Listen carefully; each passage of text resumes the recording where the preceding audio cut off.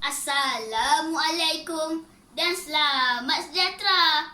Terima kasih kepada Tuan Turis Majlis yang saya hormati, barisan panel hakim, guru-guru dan rakan-rakan serta para hadirin sekalian. Hari ini saya akan menyampaikan sebuah cerita yang bertajuk Selamat Tinggal Ko, Selamat Tinggal Vi. Baiklah kawan-kawan, pasang telinga dan dengarlah cerita saya. Sudah 2 minggu Syak duduk terkurung di dalam rumah. Hatinya semakin gelisah kerana tidak dapat keluar rumah bermain bola sepak bersama rakan-rakannya di padang taman permainan. Kebosanan melanda dirinya semenjak Perintah Kawalan Pergerakan atau PKP dilaksanakan. Dia tidak bebas bergerak ke sana dan ke sini. Ibunya selalu berpesan dengan Isyad agar mencuci tangan dan tidak keluar suka hati tanpa tujuan untuk keselamatan diri pada masa PKP ini. Ibarat mencurah air di daun keladi, nasihat ibunya tidak Isyad hiraukan. Pada suatu petang, Isyad nekat ke taman permainan. Dia mencuri keluar ketika ibu dan ayahnya berada di dalam bilik sedang solat asar. Taman permainan itu tidak jauh dari rumahnya. Sepanjang perjalanan ke taman, Isyad keheranan.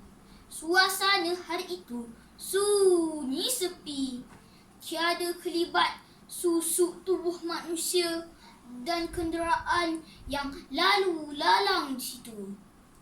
Bagaikan padang jarak terkukur lagaknya. Sampai saat di padang, Isyad ternampak 2 orang budak lelaki yang tidak pernah dilihat sebelum ini. Mereka berkenalan sesama sendiri. Kedua kawan lelaki itu adik-beradik. Abangnya bernama Ko dan adiknya bernama Vi. Walaupun baru berkenalan, tetapi mereka macam sudah lama kenal.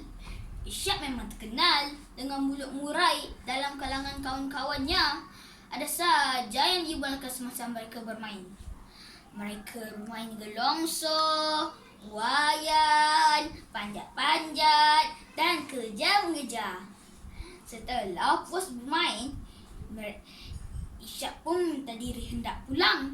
Sebelum pulang, mereka bersalaman dengan Ko dan Vi. Semasa bersalaman, Isyad pelik kerana tangannya digenggam dengan erat.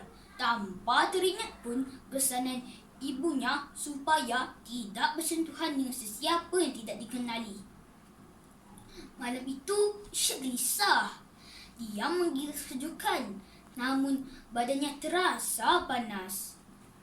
Dadanya terasa sakit sekali dan sukar bernafas.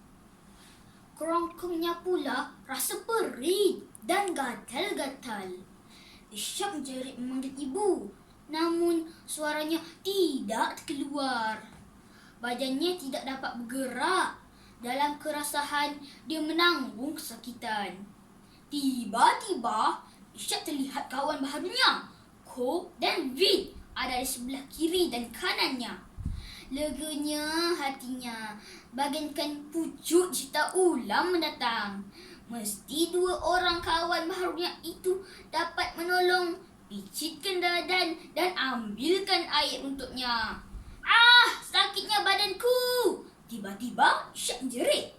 Kawan baharunya itu sedang menghempap dan menekan-nekannya badannya sehingga Isyad tidak dapat bernafas dan meronta-ronta untuk dilepaskan.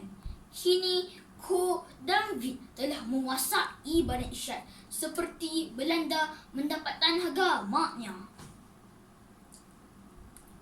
Air mata Isyad melaju seakan-akan nyawanya di hujung tanduk. Lantas dia teringat akan pesanan ibunya agar tidak keluar rumah semasa PKP dilaksanakan. Ishak menyesal. Badannya semakin lemah. Dia menjerit minta maaf daripada ibunya. Ishak terperanjat apabila ibunya memanggil-manggil namanya, lalu membuka mata. Bagaikan orang mengantuk disorongkan bantal, dia segera memeluk ibunya. Air mata Ishak melaju membasahi pipinya. Ibunya keheranan melihat gelagat Ishak. Sejak tadi terdengar Ishak bercakap-cakap sendirian dan meracau-racau ketakutan. Rupa-rupanya Ishak bermimpi diserang virus COVID-19. Semenjak kejadian tersebut, Ishak lebih tenang menghadapi PKP dilaksanakan oleh kerajaan. Banyak hikmah yang diperolehi sepanjang perintah kawalan tersebut. Antaranya, ikatan keluarga Ishak semakin rapat. Apatah lagi ibu dan ayahnya bekerja dari rumah.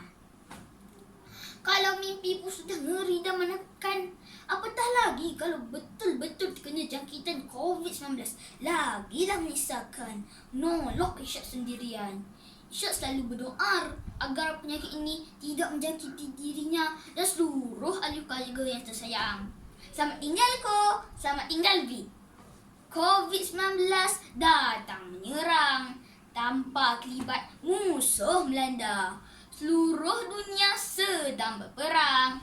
Ujian dahsyat umat manusia. Sekian, terima kasih.